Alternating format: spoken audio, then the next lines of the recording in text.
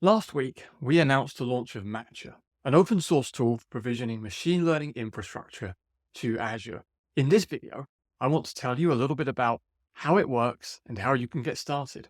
Now, if you train a lot of machine learning models, you know all too well the challenges that come with going from experiment through to production. And of course, there's lots of tools that will help you along the way. For example, experiment trackers or model deployment systems.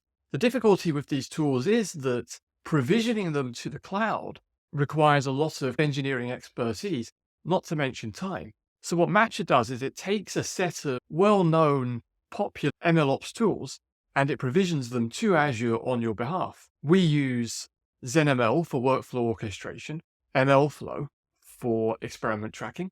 Seldon is used for model deployment, and then we use Kubernetes both as a trading environment, but also to host everything else. Now, having infrastructure is one thing, but as data scientists, I think we also need examples that show us how to make the most use of that infrastructure. So Matcha comes with a set of carefully thought out examples, and our intention is that you can use these as a base for whatever it is you're trying to build. You can try Matcha out. So the best place to start is to go to the website, mymatcha.ai, and there you'll find a getting started tutorial, which takes you step by step through the process from provisioning your infrastructure to training and deploying your first model. You can also look at the GitHub repository.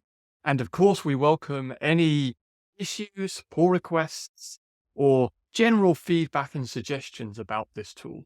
In the next bit, I'll do a step-by-step tutorial of how to use Matcha to provision infrastructure, and then how to integrate this infrastructure into your machine learning workflow. So I'll see you then.